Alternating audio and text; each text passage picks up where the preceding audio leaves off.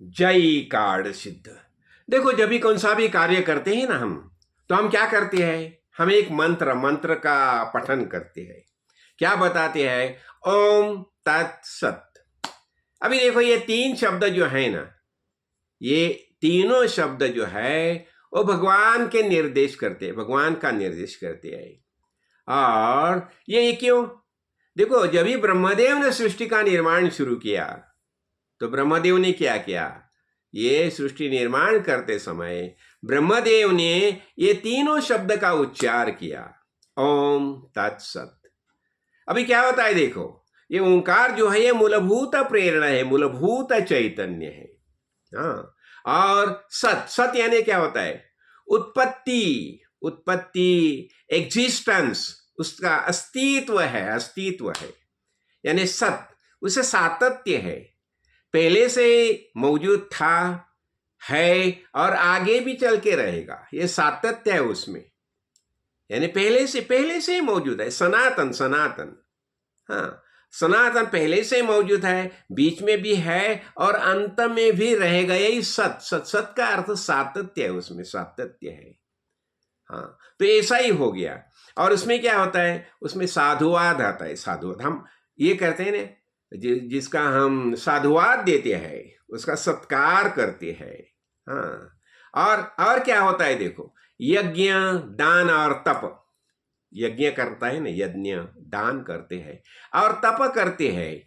और ये जो बातें हैं, यज्ञ, दान और तप, ये जो बातें हैं, ये अपना स्पिरिचुअल एक्टिविटी जो है ना, आध्यात्मिक एक्टिविटी जो है उसकी ये शुरुआत है, शुरुआत है।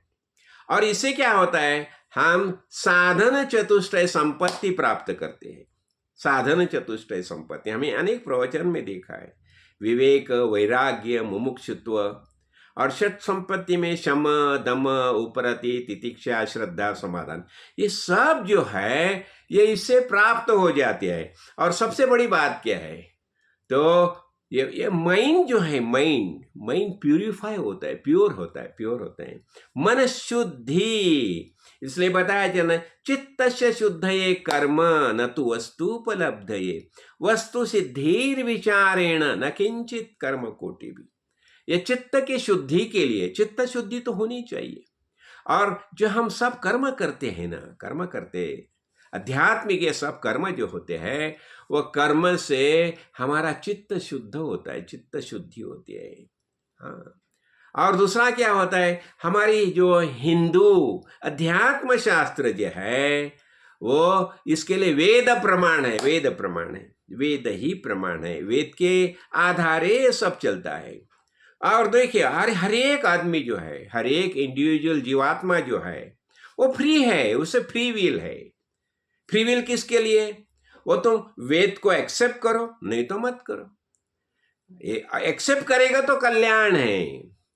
और दूसरा क्या है? रिजेक्ट करो, यानी मान्य करो और अमान्य करो, ये तुम्हारी फ्री विल है, तुम्हारी इच्छा है। यानी हर एक को फ्री विल है, इच्छा दी है, और हर एक जीव अपनी इच्छा के अनुसार ही कार्य करता है।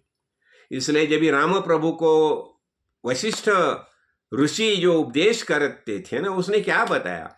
शुभेन पुरुषार्थेन शुभम आसाद्यते फलम, अशुभेन अशुभ राम, यथा इच्छसी तथा कुरु। यानी choice is yours, free will है तुम्हें। इसलिए हमारा ये वासना सरिता है ना, वासना सरिता, हमारा स्वभाव जो तैयार हो गया है, अनेक जन्म में जो जो हमने कर्म किया है, वह कर्म का हिसाब से हमारा स्वभाव तैयार हो गया है।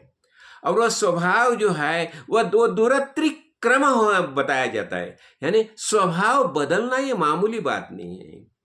इसलिए हमें प्रयत्न का सातत्य चाहिए, सातत्य चाहिए। और जब भी हम प्रयत्न का सातत्य रखते हैं तो हम उसमें यशस्वी हो जाते हैं। अभी बताया जाता है ना, अभी श्री कृष्ण भगवान बताते हैं, अभी तप तप तप यानी क्या है? तप यानी डिसिप्लिन थ्रू अपना। अभी हम जागरूक हैं ना, तो जागरूक अवस्था में हमें शिस्ती से ही रहना चाहिए, डिसिप्लिन से ही रहना चाहिए। शिस्त, शिस्त डिसिप्लिन है। देखो, ये फ्री विल सिर्फ जागृत अवस्था में फ्री विल है। हमारे स्वप्नावस्था में फ्री विल नहीं है। स्वप्नावस्था में जैसे आते हैं स्वप्न वैसे ही आते हैं। स्वप्नावस्था में जो हम स्वप्न देखते हैं ना, उसे चेंज करने का, बदलने का ये हमें सामर्थ्य नहीं है, हम नहीं बदल सकते। वो फ्री विल हमें नहीं है। स्वप्न में हमें फ्री विल नहीं है, जागृत अवस्था में हमें फ्री विल है। तो इसलिए जागृत अवस्था में हमें ये तप यानी क्या है, तप का अर्थ ये होता है डिसिप्लिन, शिस्त। और हम सब 17वें अध्याय में हमने देखा है वाचिक तप क्या है, शारीरिक तप क्या है, मानसिक तप क्या है, यानी शिस्त, शिस्त, डिसिप्लिन। तो ये सब बातें हमें समझनी चाहिए। बस इससे ही हमारा आध्यात्मिक प्रगति होती है, विकास हो जाता है और मन शांति हम अनुभव कर सकते हैं, आनंद अनुभव कर सकते हैं। जय कार्ड सिद्ध, जय कार्ड सिद्ध, जय।